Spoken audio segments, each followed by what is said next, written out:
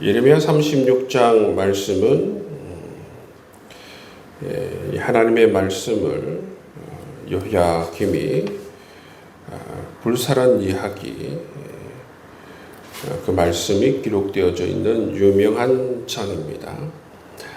1절 말씀에 보시면 여호야김 제4년에 여호와께로부터 예레미야에게 말씀이 임하는데, 그 말씀은 뭐냐면 하나님께서 이제까지 선포하라고 하였던 그 모든 예언의 말씀을 모두 두루마리에 기록하라라는 그 명령이 예레미야에게 임하게 된 것이죠. 그리고 하나님께서 이 모든 재난을 이 유다 백성들에게 선포한 이유가 나오고 있습니다. 왜 예레미야를 통하여서 십수년에 걸쳐서 이 재난을 선포하라고 하였는가? 그 재난을 선포하라고 한 이유가 3절 말씀에 나와 있는데, 유다 가문이 내가 그들에게 내리려 한 모든 재난을 듣고 각기 악한 길에서 돌이키리니 그리하면 내가 그 악과 죄를 용서하리라 말씀하고 있어요. 하나님께서 이처럼 예레미야를 통하여서 재난을 선포하게 한 이유, 그 이유는 뭐냐면 이 하나님의 재난의 예언을 듣고 어떻게 한다고요? 그 악한 길에서 돌이켜서 그 죄를 용서받게 하기 위해서 하나님께서 재난을 선포하라고 말씀하신 것입니다. 이것이 분명하게 하나님께서 예언자를 보내신 이유죠. 그런데 그들의 죄를 회개하면 용서하기 위해서 이 선지자를 통하여서 재난을 선포하게 한 이유입니다. 하나님께서 이처럼 예레미야를 통하여서 이 재난 예언을 선포하라고 하고 또 모두 기록하라고 명령하셨습니다. 그 명령대로 이제 4절 이하에 보시면 예레미야가 그 하나님의 이 예언의 말씀을 기록합니다. 근데 지금 예레미야는 시부대 감옥에 갇혀 있기 때문에 누구를 통하여서 이것을 기록하느냐 하면 바로 바룩을 통하여서 하나님 말씀을 두루마리에 기록하게 하죠. 그리고 예레미야는 바룩에게 말합니다. 이 기록된 예언의 말씀을 성전에 가서 낭독하라 말하죠. 그래서 바룩이 예레미야가 명령한 대로 성전에 가서 여호와의 모든 말씀을 다 낭독하는 모습을 볼 수가 있어요. 이것이 바로 여호야김 제4년에 있었던 그런 말씀이에요. 근데 여러분, 또 해가 달라졌습니다. 9절 말씀에 보면 여호야김 제5년 9월에 있었던 일을 이야기하고 있습니다. 제5년 9월에 어떤 일이 있었냐면 예루살렘 모든 백성과 유다 성읍에서 예루살렘에 이런 모든 백성이 여호와 앞에 금식을 선포한지라. 그랬을 때에 이 바룩이 성전에 있는 서기관 그마랴의 방에서 그 책에 기록된 예레미야의 말을 모든 백성에게 낭독을 합니다. 모든 백성에게 낭독을 하였을 때에 이것을 또 누가 듣게 되느냐 하면 11절 말씀에 보면 사반의 손자요 그마랴의 아들인 미가야가 이것을 듣게 되고, 이것을 들은 것을 가지고 어디로 갑니까? 모든 고관들이 있는 곳에 가서 이 이야기를 다 전합니다. 이 보시면 바룩이 이 낭독한 이 말씀을 미가야가 듣고 미가야가 모든 고관들이 있는 곳에 가서 자기가 들은 내용을 다 이야기하죠. 그래서 고관들이 이 내용을 알게 됩니다. 그래서 이 이야기를 듣고 이 고관들이 어떻게 반응하는가 하면 그럼 바룩을 한번 불러봐라. 그래서 바룩이 이 모든 고관들 앞에 와서 바로 다시 하나님의 예언의 말씀을 듣는 기회가 주어지게 된 것이죠. 듣고 나니까 정말 놀라운 말씀이거든요. 그래서 놀라운 말씀을 듣고 나서 어떻게 하느냐 하면 16절 말씀에 한번 보십시오. 그들이 그 모든 말씀을 듣고 놀라 서로 보며 바룩에게 이르되 우리가 이 모든 말을 왕에게 아뢰리라. 모든 고관들이 듣고 보니까 정말 이 놀라운 말씀인데 이것은 꼭 왕이 알아야 된다. 꼭 왕이 알아야 된다. 그래서 이 고관들이 왕에게 이야기한 것이죠. 왕에게 이야기했는데 이 왕이 이제 이 두루마리에 적혀 있는 내용을 직접 듣게 됩니다. 그 왕 이름이 뭡니까? 여호야김이에요. 여호야김이 이 말을 듣게 되는 것이죠. 그랬을 때에 이 왕이 어떻게 반응하는가 하면 22절 말씀에 보면 그때의 9째 달이라 왕이 겨울 궁전에 앉았고 그 앞에는 불피운 화로가 있더라. 여호디가 서너 쪽을 낭독하면 왕이 면도칼로 그것을 연하여 베어 화로 불에 던져서 두루마리를 모두 태웠더라. 두루마리는 굉장히 여러분 이 돌돌 많은 것 아니겠습니까? 그걸 이제 한 장씩 읽고 나면 그것을 베어서 왕은 화로에 던져서 태워버리고 또 읽고 나면 또 베어서 화로에 태워버리고 그렇게 한다는 것입니다. 그 왕이 이런 반응을 보이니까 사실은 여러분 처음에 보면 백성들 앞에 낭독했을 때에 미가야가 이것을 고관들에게 얘기하지 않습니까? 굉장히 놀랐습니다. 고관들도 이 내용을 바룩에게 듣고 나서도 굉장히 놀랐어요.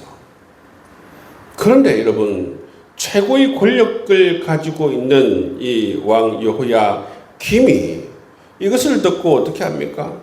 이 말씀을 무시해버려요. 무시해버린다는 것입니다.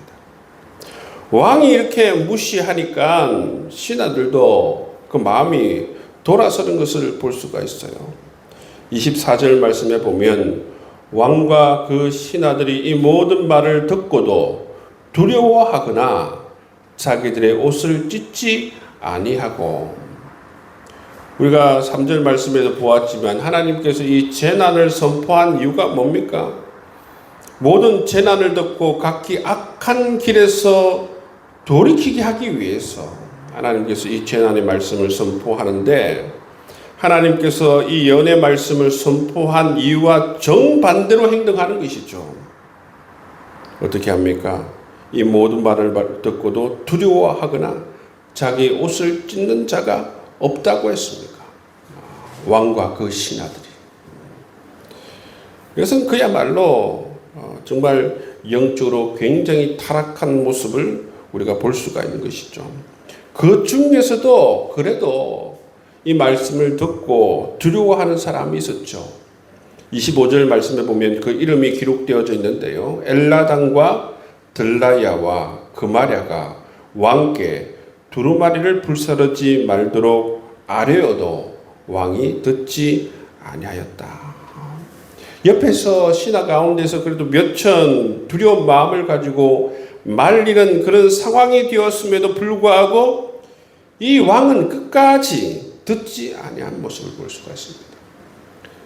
어떻게 보면 이것이 마지막 기회였어요. 기회. 유다를 향한 마지막 기회입니다. 여호야김 다음에 누가 제일 마지막 왕이냐면 여호야긴이 제일 마지막 왕이에요. 여러분 이 마지막 정말 시점에 여호야김이 이런 좋은 어떤 영적인 환경이 주어졌는데 이때 왕이 정말 마음을 찢고 회개했다면 정말 새로운 국면들이 열릴 수도 있었음에도 불구하고 이 여호야김이 끝내 마음을 닫아버리고 회개하지 않는 모습을 볼 수가 있습니다. 회개하지 않을 뿐만 아니라 어떻게 말하고 있습니까? 오히려 이 예레미야와 바룩을 잡아서 가두라, 그렇게 명령하신 모습을 볼 수가 있는데, 근데 하나님께서 어떻게 합니까? 이 바룩과 선지자 예레미야를 숨기는 모습을 볼 수가 있어요. 이 대목에서 하나님의 뜻을 분명히 우리는 알 수가 있습니다. 하나님의 뜻은 뭐예요?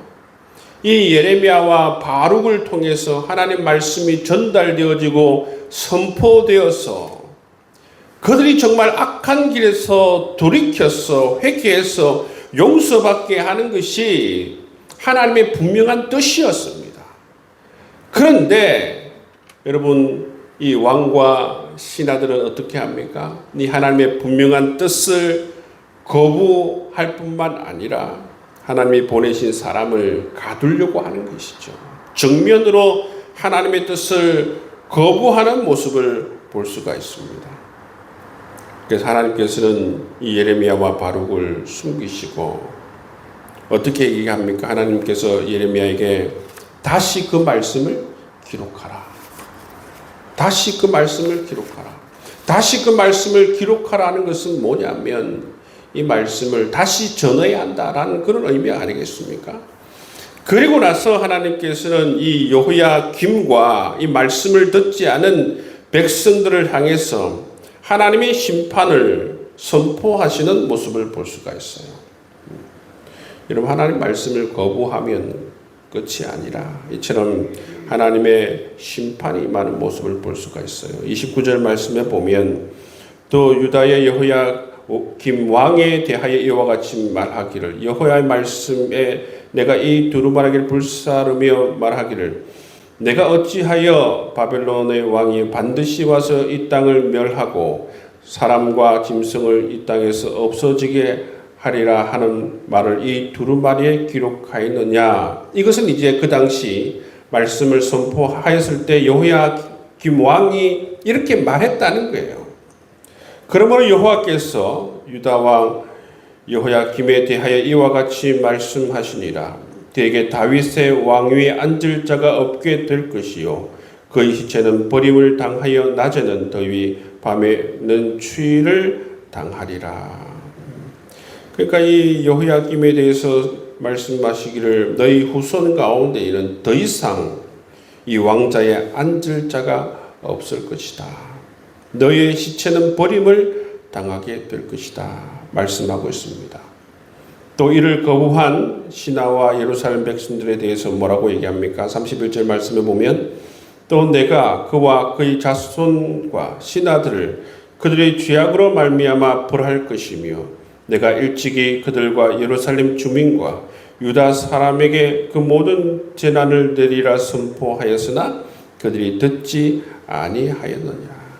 여러분, 이처럼 하나님의 말씀을 거부하고 불순종한 이 유다 사람들과 여호야김과 모든 고관에게 하나님의 심판이 선포되어지는 모습을 볼 수가 있어요. 제일 마지막 말씀은 32절 말씀에 보시면 이에 예레미야가 다른 두루마리를 가져다가 네리의 아들 서기관 바룩에게 주었다. 하나님께서 기록하라고 하셨기 때문에 다시 기록하여서 이 바룩에게 주는 모습을 볼 수가 있습니다. 여러분, 두 번째 두루마리 책을 이 바룩이 하나님께서 다시 기록하라고 말씀하신 이유는 뭐냐면 아무리 여호야김이 이 두루마리를 불태워 버려도 하나님의 말씀은 여러분 그 무엇으로도 없앨 수가 없다는 것입니다. 천지는 없어져도 하나님의 말씀은 없어질 수가 없습니다. 하나님께서는 끝내 모든 것을 여러분 이깁니다. 하나님 말씀은 모든 것을 다 이기는 것입니다. 사람들이 아무리 저항해도 하나님 말씀을 없앨 수도 없고 하나님 말씀을 이길 수가 없다는 것이지요. 하나님 말씀은 이길 수 있는 대상이 아니고 싸울 수 있는 대상이 아닙니다. 어떻게 해야 되는 것이죠? 하나님께서 3절 말씀을 통해서 하신 말씀처럼 이 말씀을 듣고 받아들이고 순종하는 것이 인간이 해야 될 일임을 우리에게 말씀해 주고 있는 것입니다. 여러분, 이처럼 여호야김 때에 이 두루마리를 불태운 이 사건, 굉장히 여러분 큰 사건이고 정면으로 하나님 말씀을 거부한 사건이 이렇게 기록되어져 있는 것을 볼 수가 있어요. 여러분, 우리는 이 말씀을 볼 때마다 반면 교사를 삼고 우리가 하나님 말씀을 소중하게 여기고 하나님 말씀을 들으면서 때로는 두려워하는 마음도 가지고 하나님께서 회개하라 말씀하셨을 때 정말 옷을 찢고 정말 우리가 돌아서는 그러한 귀한 영적 반응을 보이는 것을 하나님께서 원하신다 말씀하고 있어요. 우리 그 말씀처럼 이런 영적인 민감함과 또 부드러운 마음을 가져서 하나님께서 말씀하실 때에 그 말씀의 의도를 정확하게 깨닫고 우리가 하나님께 좋은 영적 반응, 순종의 반응을 보일 수 있는 저와 여러분 될 수 있기를 주의 이름으로 축복합니다.